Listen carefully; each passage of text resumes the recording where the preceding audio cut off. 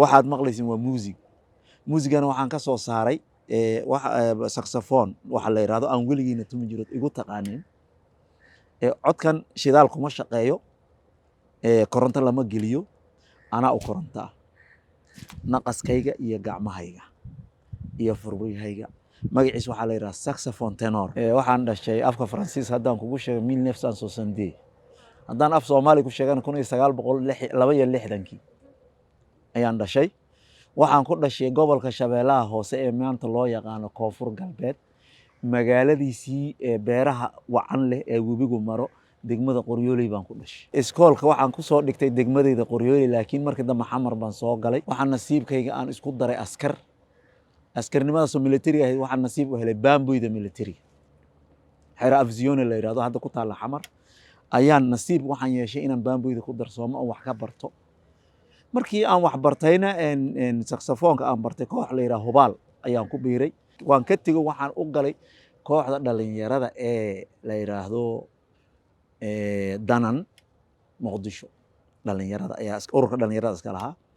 magaca alta la yiraahdo waxa ii bixiyay nin la yiraahdo Yuusuf Muumin Subxaanyo waliba alta ma ahayn wuxuu altamooda saxophone-kan aad u jeclaa xilli walba waan haysanay waan ku nabnaanaysaan u barto himiladayda aan u gaaro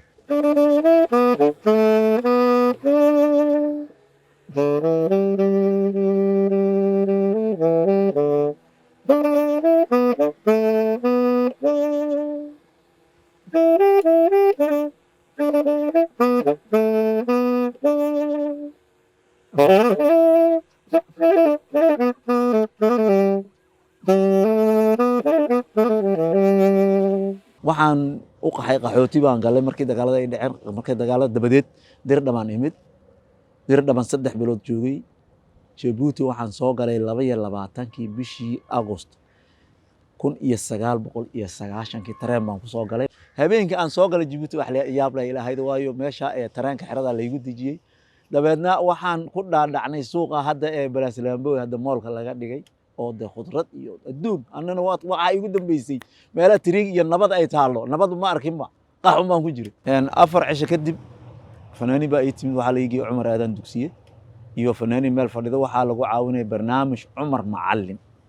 Allah yarxamo Umar Kuul barnaamij lagu caawinayaan igu horeysoon galayba waxa wax ila tumayay nin hadda macallin oo nool saaxiibkay Abdo Celeey aniga wax wada tumayni Maxamed Yuusuf Suudaan Salaabaan Allah yarxamo raxmiir dad badan ma wax wada barnaamijkaas ay igu horeeyay waxaan dhigay barnaamijkaasi 28kii bish inay ahayd 30kii bish adigu uud bay ahayd August ma sha Allah inta wixii ka dambeeyay 93kii waxaan galay kooxda 4 Mars ilaa up to now waqtigan la joogo aan ka shaqeeyo koox ilaa hadda group RTD baan ahay iyaguna waan la shaqeeyaa oo waliba aan aad iyo aad ula shaqeeyaa waa groupkayga RTD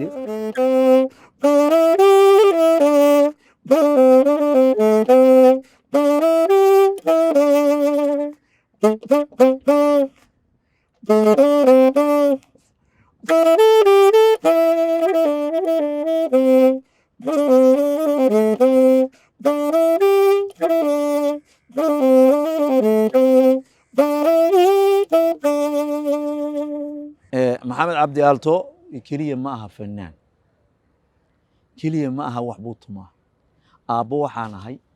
17 ciyaala soo koriyay 10 hablood iyo 7 inamood baan leeyahay ilaahay baa iskale anigu malihi waxaan irmaad saxophone-kan iyo wax ka bartaan way iska diideen waxay yiraahdeen aabba anaga buug iyo qalin baan saaxiibna adiga kan waad nagu soo korisay anagu weli daraankayga uma soo jeeday igu yiraahdeen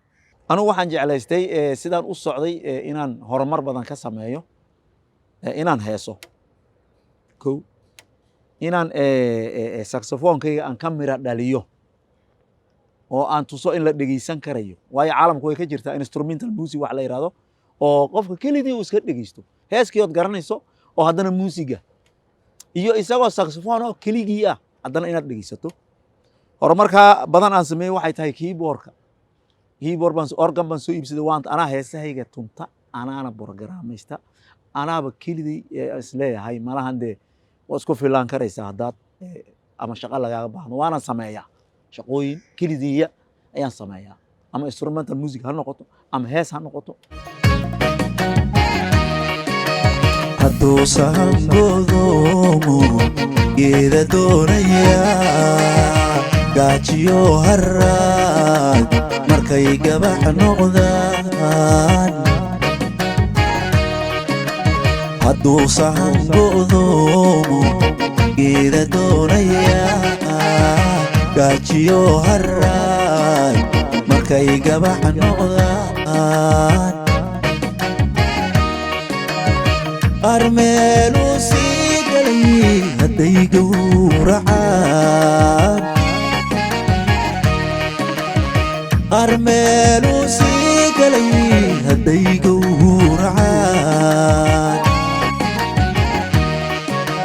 garta inaasan weyna loo geysan jire gartaakii wax garada loo geysan jire.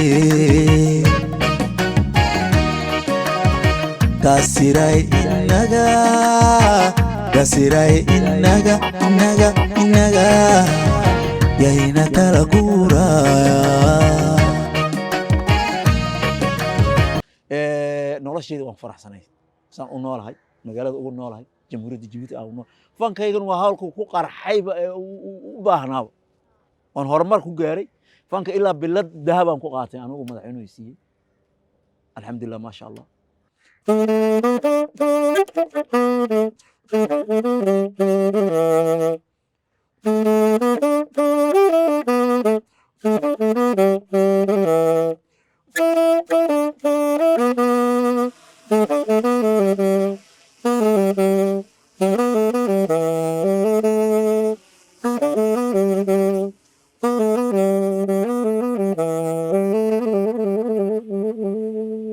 socodka geediga intaa la eg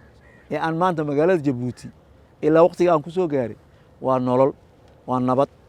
waa sinaan waa cadaalad wada noolaansho walaalnimo intaba way isugu dhantahay meeshaas. gidaarka haddaad seexato haddaan cid wax ku oranayn adun cadceedun ay ku kicinayso waa meel nabad lagu nool yahay.